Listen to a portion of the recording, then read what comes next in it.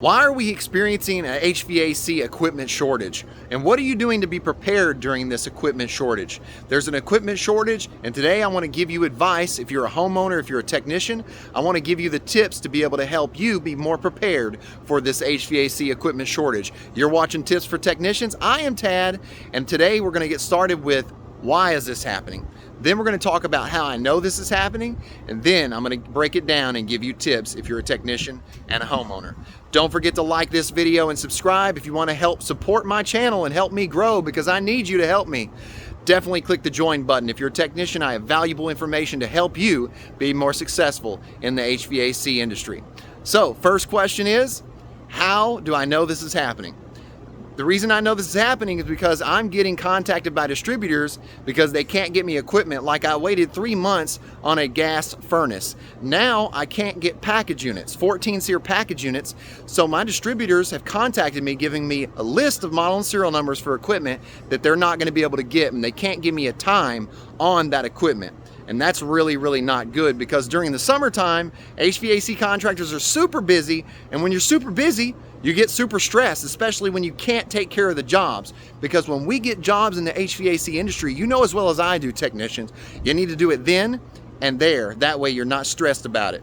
But what are we gonna do? I'm gonna give you those tips here in just a minute. But what I wanna tell you is, they're giving me discounts if I wait. They're giving me 10% discounts if I wait for equipment that's not going to be available for a little while. And then they're also giving me options like, if they can't get 14 SEER, 3, 4, or 5 ton equipment, they're actually giving me the option to get 16 SEER equipment, which is more efficient for the same price, which I think is great. But what happens when you run out of 16 SEER equipment? So that's one of the questions I have. Now, why is this happening? Well, manufacturers got shut down and production was limited. So when production and capacity and supply is less and demand is still the same, then that means the price goes up and the time that you have to wait is longer. Just like the food prices right now, just like the food shortage we're experiencing. It's not just equipment shortages. You look at prices of PVC and metals and materials and wood. I mean, you think to yourself, how can somebody build a house? Well, if we still want to build that house, we're going to build it regardless of what it costs. If we still need the air conditioner, we're going to buy that air conditioner regardless of what it costs. But today I want to give you some tips. Now, I've told you how I know it's happening and why it's happening. Now I want to give you tips. First, I'm going to handle the homeowners, and then we're going to go to technicians. So homeowners, what can you do?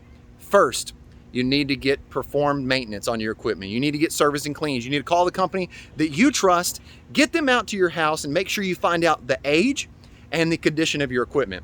And what I want to tell you is that if these little parts like contactors and relays and capacitors can be found that are faulty on your equipment and replaced, then that means those bigger parts that could fail because of those smaller parts, you'll be able to avoid that really high cost repair for now and save yourself some money and some time.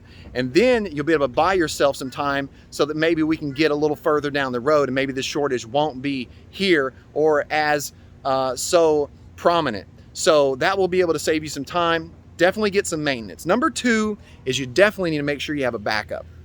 It can be a portable stand-up air conditioner. It can be a window unit, so through the wall, through the window, you can do a backup. Either one of those is going to work for you, but you need to have a backup.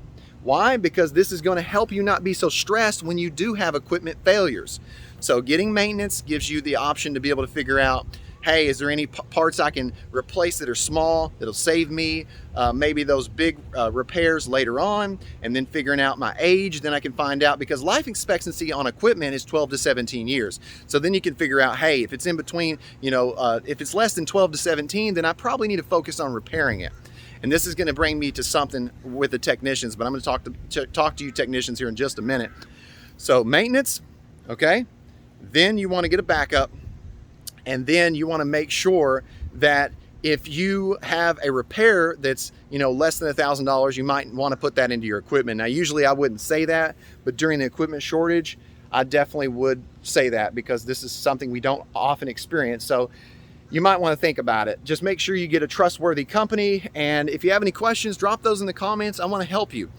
All right, let's move on to technicians. And I might have a few more tips at the end for you homeowners. but let's just wait and see. So technicians, let's see what we got here. Technicians, what do you need to focus on? Well, you need to focus on repairing versus replacement. Now, I'm not talking about a unit that's 30 years old you can't get parts for. I'm talking about a unit that's less than 10 years old, like this right here. Maybe you can't get the exact compressor, and this is just an example. Maybe you have to get a different compressor that pipes in a different way, and you have to reconfigure the piping. Maybe a little bit more cost as far as labor and time, materials, but this is going to be able to save you, the customer, because A, you couldn't get to them, or number one, you couldn't get to them because you don't have the equipment. Number two, they're going to have to do something. So you're going to have to offer a backup, or you're going to have to offer the repair versus the replacement. And that brings me to number two, is being able to have a backup. This is something your company might not offer, but you want to offer. And this is something that's going to be able to bring you revenue and to help to save that customer and to keep that customer as your customer. So you might need to offer a portable stand-up air conditioner or a window unit, especially if your customer lives in an uninsulated home, maybe a galvanized roof, something like that, and it's like a hot tin can during the summer in there. You want to be able to save them as your customer and still offer them something.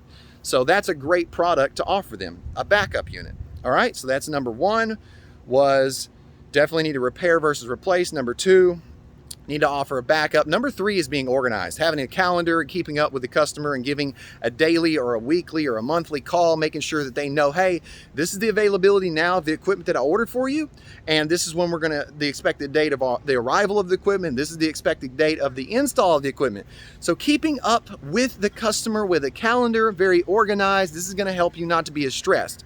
Because like I said in the beginning, with the equipment shortage, we're already behind. Like, we are so behind. It's summertime. We needed to replace that equipment the day that we got the equipment or ordered the equipment. We needed to replace that the following week. You know what I'm saying? So we need to get that in, but we can't because we have an equipment shortage.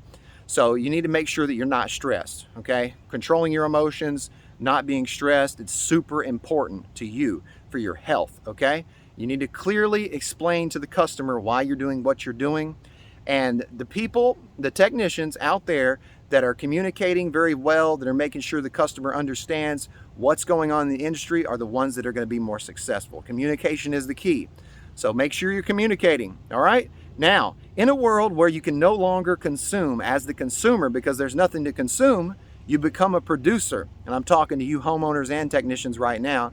You may be thinking, what are you talking about? I'm talking about if you have the capital, if you have the skill, if you have the ability to become a producer, become a producer. Start producing your own equipment. Start producing your own repairs. Make sure that you are not leaving opportunity on the table. Those that want opportunity are not those that don't seek it. Those that want opportunity are the ones that are out there and they're reaching for the opportunity. So during this equipment shortage, definitely make sure that you get opportunity. What is that behind me? Is that a little bunny? Yeah, that is a little bunny, isn't it? Sorry to interrupt the video with a little bunny action. Look, oh, there's 3 bunnies. Huh, okay. Well, you guys carry on. So don't get caught up in the equipment shortage and go, what am I gonna do? Make sure you have a plan. There's lots of things we can do. We can start repairing equipment, especially if it's within 10 years old, 12, 15 years old. The life expectancy is 12 to 17, but doesn't mean we can't repair it still. There's equipment out there that's 20 or 30 years old that I've repaired. I've put motors on blower assemblies where the wheels were rusted completely out. When I started the unit up, it was just shaking. But you know what? It's buying the customer time. And some of these large condos, some of these large restaurants, some of these buildings, these owners of these businesses, they need your help. They need your help right now. And also, one thing I'll tell you, homeowners, is if you have the money right now, technicians, if they have the money and they want to go ahead and put one on order, that's a great idea. And I'll tell you that's a great idea because equipment is not going down in price, it's going up in price, okay? Materials are going up. When is this going to stop? Well, if we have another shutdown, it's going to keep going up. Which I don't agree with all this, I don't agree. I don't want there to be a shutdown in our country. I think it was one of the worst mistakes, but it happened. What am I going to do about it? I got to roll with the punches. I got to keep going. I got to devise a plan, make sure I'm strategic about this, because that's the only way I'm going to be successful. So I want you to think, all right? Don't sit here and offer the same services and just have the same business model, because your business model has to change, especially when you have a huge change in the industry where you can't get equipment. So what are you going to do to be more prepared during the HVAC equipment shortage? I want to know. Down in the comments, let me know if you're a homeowner, you like this video, you like what I had to say, you thought it was very valuable. Definitely hit the like button, hit the bell, hit the notification button, and tell me what questions you have, because I want to know. I want to help you with content. The only way I can help you is if you ask. And the only people that get the opportunity is the one who asks, the one who reaches. That's it. Stay healthy, stay happy. I'm Tad, reminding you, I'll keep you cool if you let me.